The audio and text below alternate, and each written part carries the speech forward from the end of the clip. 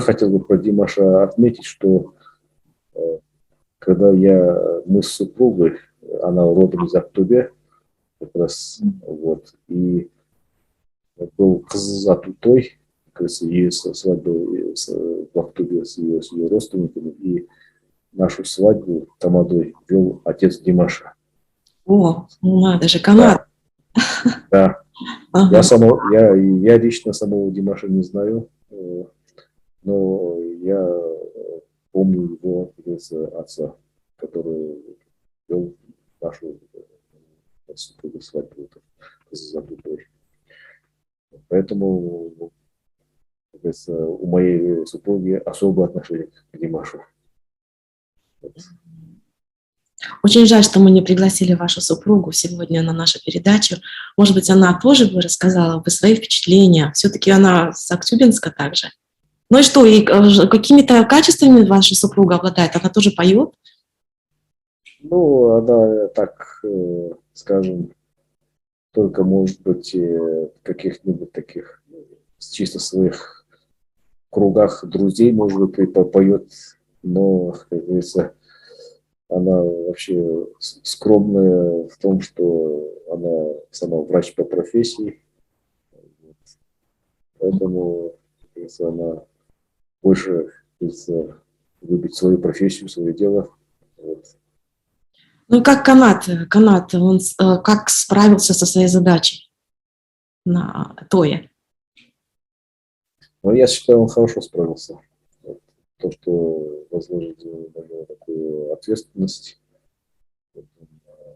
вел себя абсолютно как профессионал своего дела, поэтому народ, как говорится, остался доволен, ему везде в этом городе почести дают. Не как отцу Димаша, а как именно Канату. А он, вы сказали, он вел, да, получается, Казахстан? Да. А вести это очень ответственная задача. Именно вот я о чем и говорю. свадьбы, казахские тои. Вот расскажите, пожалуйста, в чем заключается задача человека, который ведет такие вот большие программы? Ну, он должен быть осведомлен о том, в специфике каждого тоя, там есть определенные люди, он их всех должен знать в лицо и давать каждому слову, не просто дать слово предоставить такому-то, а вот объяснить со стороны, кто это такой, и какие факторы, какие, как говорится, условия, и только после этого он приходит к тому, чтобы человек был представлено слово. Это очень нелегкое дело. Почему? Потому что я сам тоже в таких, как говорится, на банкетах тоже вел, как говорится, был ведущим, так что и мой покойный отец тоже на многих тоях вел. То есть я считаю, что творческие люди имеют право быть, так сказать, ведущими этих тоев. Хорошо, но там же не только надо представлять, там не только надо живо говорить, там надо еще и петь между представлениями людей, между, скажем, тогда, когда люди что-то, значит, желают молодым. Ну, я считаю, что это зависит от самого ведущего, насколько он музыкальный. Если человек, он, так скажем, имеет хороший ораторский, скажем, талант, но при этом не имеет музыкального, скажем, таланта, значит, он этим и ограничится. И в лучшем случае он попросит кого-нибудь из своих напарников спеть. Светлана пела? А? Светлана пела, супруга его, Светлана Айтбаева. Вот это я это не помню. Наверняка. Я помню только его. Ну, наверняка она тоже присутствовала. У вас есть, наверное, запись, да? Зато. Да, есть. Сохранилось вроде, да. Но если вы, конечно же, если вы дадите нам эту запись, с вашего разрешения мы представим ее нашим подписчикам, нашим телезрителям будет очень интересно посмотреть, как ведет такие мероприятия такая семейная пара, известная уже на весь мир. Это было 21 год назад. Да, Светлана и Канат Айтбаевы, они очень такие, так скажем, ну вот, наверное, это по наследству передалось и Димашу. Ведь Димаш не просто умеет хорошо петь, он очень хорошо выступает на сцене. Он умеет, у него очень хорошая связь со своими фанатами. Он поддерживает постоянно эту связь со сценой. Раньше, может быть, это у него не получалось, но сейчас он все больше и больше проявляет, ну, такой свой талант. В этом тоже нужно иметь талант, вот эту связь держать между, значит, артистом и зрителями. Теперь вернемся к вопросу о Казахстане, о казахской степи. Вы черпаете какое-то, да, вдохновение, что-то черпаете от казахской степи? Что вы, вот, если бы вам предложили переехать в другую страну, вы бы смогли это сделать?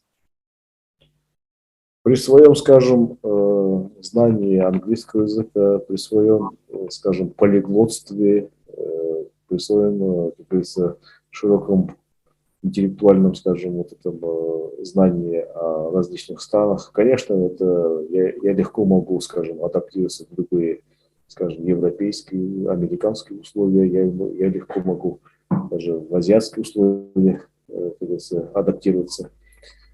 Когда я был молодой, вот 25 лет назад, когда в Соединенных Штатах, в Нью-Йорке, например, год стажировался, потом спустя там 6 лет в Канзасе, я опять тоже год стажировался, полгода между ними, скажем, в Германии был, до Соединенных Штатов, полгода в Индии был, потом везде я, как говорится, как бы напутешествовался. Да, я в то время был молодой, и мне хотелось побольше там, подольше побыть. Вот. Но сейчас с годами мне приходит осознание того, что все-таки лучше на родине. И даже если бы я эмигрировал бы в какую-нибудь страну, будь это Соединенные Штаты или Германия, я все равно бы со своим казахским паспортом бы не расстался. Я все равно жил бы там долго, пускай до конца жизни, но я не стал бы получать гражданство того государства. Хорошо, ну а что же степь вам дала? Вы вот говорили мне в нашем разговоре перед интервью, вы сказали, что от казахской степи вы что-то черпаете. Что вы черпаете? Я черпаю вот этот дух, прежде всего, дух степи. Вот есть, как говорится, полынь, трава, которую казахи называют жусан. Где же растет жусан, ты сразу за пределами Казахстана, ты вспоминаешь свою казахскую степь. Вот, и сразу себя чувствуешь, как говорится, что я сын великого народа, вот, который, значит, волею, скажем, судьбы и обстоятельств, скажем, заставили забыть свой родной язык, свою культуру, свою историю. Но сейчас приходит осознание того, что вот эта степь, я в начале разговора сказал, что дает таланты, и главное, дает дух того, что ты казах. Я знаю много также противоположное, скажем, минус наших казахов, то, что мы быстро осваиваем чужую культуру и потом со временем начинаем забывать свою культуру и себя. И наши потом дети, потомки становятся представителями вот этой вот чужой культуры. Но живя в Казахстане, сейчас, слава Богу, уже, слава Аллаху Всевышнему, что мы казахские, у нас традиции, язык, все постепенно все это восстанавливается, и вот этот казахский дух нам возвращается, и люди начинают ценить вот это вот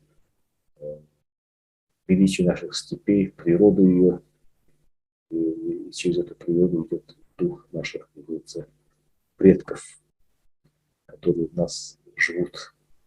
Угу. И это дает нам определенную силу.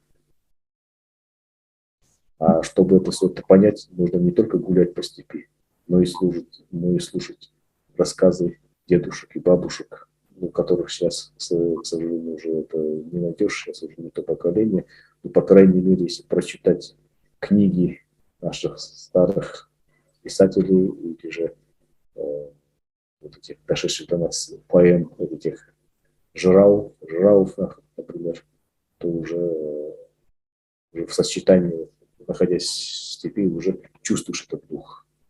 Я один только могу пример привести. Вот я лето проводил в ауле, и когда 40 с лишним лет назад я жил в юрте. А потом, вернувшись в аул, я взял казахские народные сказки и прямо ощущал вот этот дух юрты, читая эти сказки. Со стороны, кто не видел юрты, он не имеет представления, и как-то абстрактно он себе представляет. А я прямо чувствую этот дух, потому что я пожил месяц в юрте. И казахские сказки имеют, поэтому этот казахский дух он проникся, несмотря на то, что эти казахские народные сказки читал на русском языке. Но это, наверное, не только дух, вот то, что вы находились в юрте, это, наверное, и воспоминания ваши воспоминания, как вы общались с бабушками, дедушками, которые рассказывали вам сказки. Это тоже моя бабушка покойная тоже рассказывала сказки. И когда я был маленький, отец тоже мне иногда рассказывал сказки, когда я мог общаться с детьми. И вот через эти казахские сказки я и пришел к тому, что Казахстан, казахский народ имеет право быть независимым.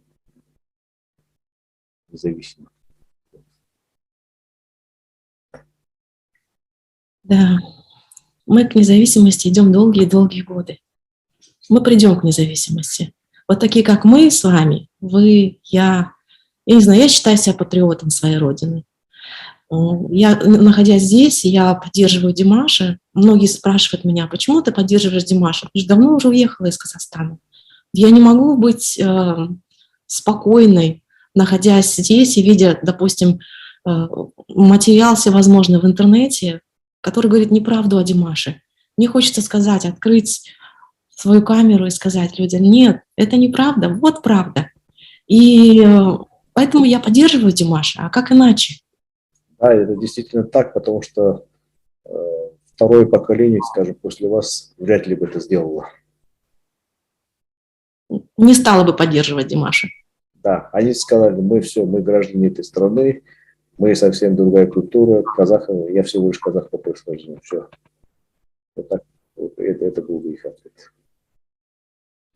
Да, вы знаете, я здесь встречаю большое количество людей, которые даже моего возраста, они удивляются тому, что я делаю такие вещи.